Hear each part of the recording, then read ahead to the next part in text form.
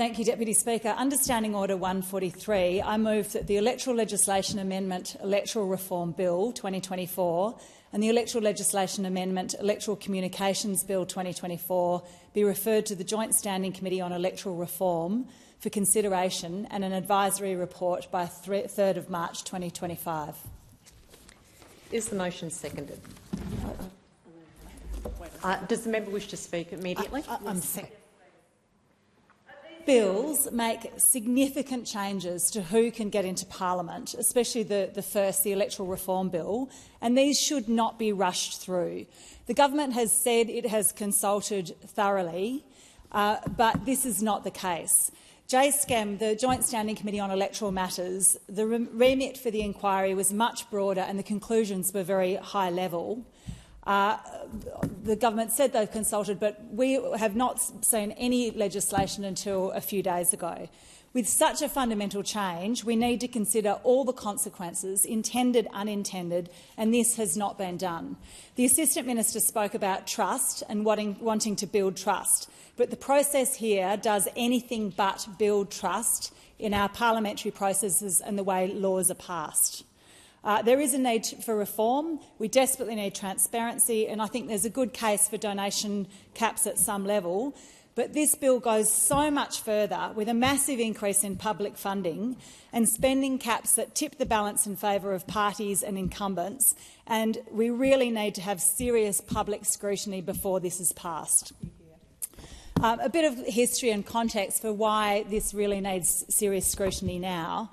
There's been a consistent decline in support for the major parties over the last 40 years, and at the last election we saw the lowest primary vote for majors, with 1 in 3 voters voting for a minor or an independent with their primary vote. The will of the people is changing, and this is a threat to the major parties. Parties are now machines that are designed to win, not lead. But like any institutions, the parties have a strong immune system and are fighting to retain power. And this bill is a desperate attempt to arrest that trend. Now, the Joint Standing Committee on Electoral Matters did an inquiry into the 2022 election, and I sat on that inquiry and on that committee. Evidence was heard, a report was put forward.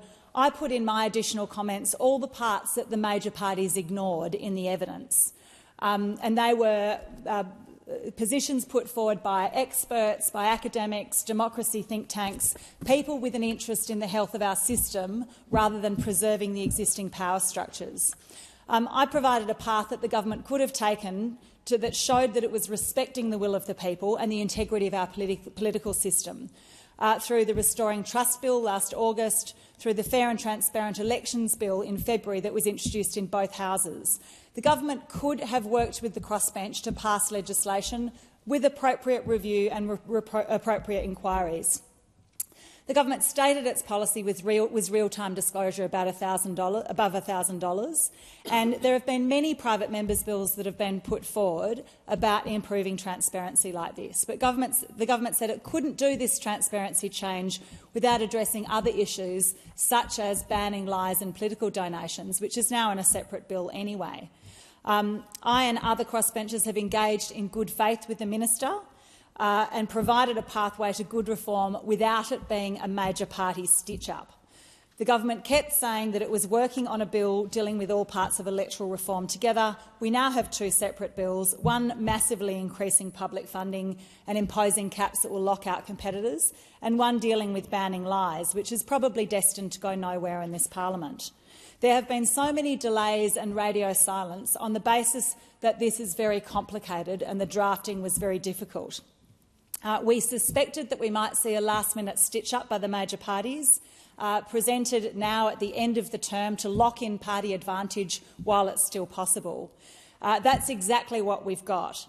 And if the major parties want to rebuild trust and regain their vote share, this is not the way to do it. If this bill is so complicated that it has taken an entire term of parliament to draft, surely it needs to be considered by a committee and the public given an opportunity to comment. The experts, the people who don't have a vested interest and are interested in protecting political competition and allowing our democracy to keep evolving, need to be able to look at this in detail before it gets passed as law. Voters can see through this cynical approach and this cynical attempt to lock in the declining support for the majors. Last time electoral reform was attempted, there was public outcry about the increased public funding and it was dropped. Why would it be any different now? It's very hard to see that this is anything other than an attempt to push it through without appropriate review. It needs two types of scrutiny. Firstly, we need scrutiny on the intended outcome of the bill, because we don't let Coles and Woolies make the laws about supermarket competition, but we've got the two major parties here banding together to make the laws about who can compete with them. It also needs scrutiny to look at the unintended consequences of the way it's been drafted. This is 224 pages long. We've had a few days to look at it. No one outside a few crossbenchers and a few people have been given access to it. It needs external review so that the experts can really look at this. And if it's such complicated drafting, let's make sure we know what it's actually going to do. On public funding, there are a number of issues within the bill that mean it urgently should move to a committee rather than being pushed through. On the public funding, this bill asks taxpayers to pay more to have less choice. There's a huge increase in funding here. Estimates seem to say that it would be about $70 million more in taxpayers' funding if it had been applied in 2022. Now, those numbers may not be exactly right, and all those numbers are based on what we suspect at this point, so we need to understand that more deeply. We haven't had enough time to go through it in detail, but this is a massive slap in the face to Australians during a cost of living crisis, and it has the effect of locking in the major parties and the incumbents.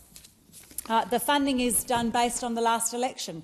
So if you didn't run in the last election, you don't have access to any funding. And to add insult to injury, the major parties can tap into this funding in advance of an election based on what they expect to win. Now, the fact that this is possible shows that this is a reliable revenue stream for the status quo and creates another hurdle for challengers. It also includes a huge increase in administrative funding, which in my mind is a ridiculous bribe.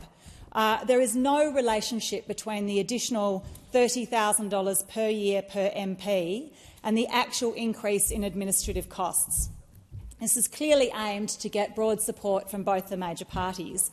It translates to about $17 million in extra taxpayer funding every year, three-quarters of which goes to major parties.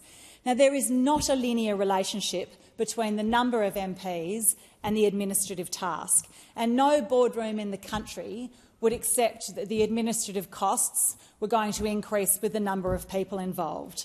There are economies of scale. We know the ALP currently has 4 people to meet the administrative needs of 104 parliamentarians. Well, this would massively increase that, and there needs to be some evidence that it will actually cause an increase in workload that's commensurate with the increase in funding.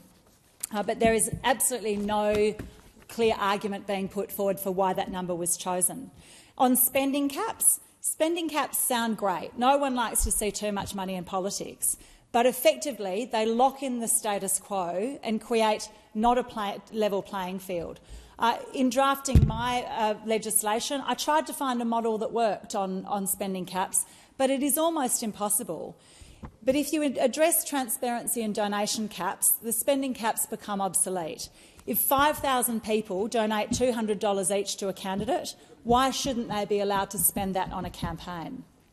The spending caps model locks in the incumbents in 2 ways. Firstly, it doesn't account for incumbent advantages. Now, as a sitting MP, I have these advantages. I have an office, I have a car, I have a team, I have a budget in the hundreds of thousands for communications. None of these count towards my $800,000 cap, but a new challenger would have to fund all of these things. That is not a level playing field. And secondly, it doesn't account for party advantage. And there's an outrageous exemption to the divisional cap for party advertising. So as long as they stay within their $90 million cap, a party can advertise as much as it likes against a challenger, saying vote for the Liberal Party or vote for the Labor Party, and that doesn't count towards the $800,000 cap. That is not a level playing field. Now, the government will say they're caught by the $90 million cap. Sure, if a party intended to run a hard campaign in every seat in the country, then they would have to spend less than $800,000 in each seat because of this cap. But we all know how this actually works.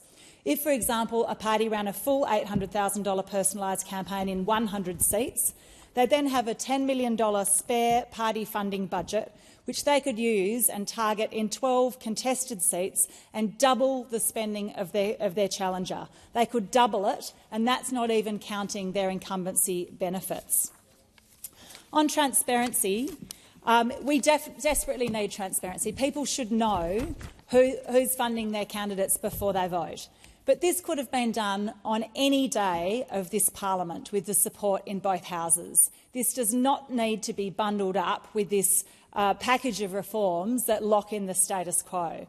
The problem with it now is they've left it so late that it doesn't start in time for the next election. So at the next election, you will have no idea how much the parties are spending in each electorate. But passing this now will not solve that problem. If it's not going to work in time for the next election, we might as well slow it down and actually look at the legislation and see if this is what the Australian public actually want, when now 1 in 3 are casting their primary vote for someone other than the major parties. Even within the transparency legislation that's been put forward, there are so many exemptions to the definition of gift, and we need to go through those with a fine-tooth comb. The definition of gift has been expanded in some small ways, but there is a 3-page list of exemptions to what is a gift.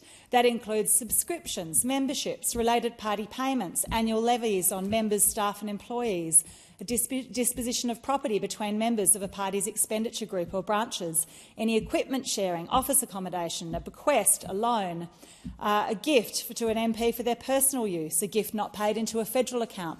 Some of these might be very valid, but these need to be looked at. If we're going to make these changes, the public deserves better. So in summary, this bill is a travesty. It dresses up a cynical, anti-competitive oligopoly play as reform, which is being fed to an unsuspecting public, pretending that it will actually make our system better. There are huge problems with the process it's gone through. There are problems with the massive increase to public funding, which locks in the status quo. There are problems with limiting spending in a way that creates an uneven playing field for new challenges. The transparency reform is too little too late and is a huge disappointment and an insult to the electorate who demanded better. The major parties are relying on the increasing disengagement of the public, the complexity of this bill, the crowded media space and rushing it through to get away with the only path they've got left to arrest the trend of declining support for the sclerotic leadership the two parties offer to the public. My community sent a message to the major parties at the last election that they will not be taken for granted. They will not be taken for fools, and they expect something better than what the major parties are offering. If this goes through the parliament with no inquiry, no public scrutiny, the only choice the public will have is to speak to the major parties in the only currency they understand, votes. I urge the government to act in the public interest, not in its own interest, and refer this to a committee hearing so that the unintended and intended consequences can be fully understood and the experts and the public can have an opportunity to comment and decide whether this is the direction we want to take our democracy.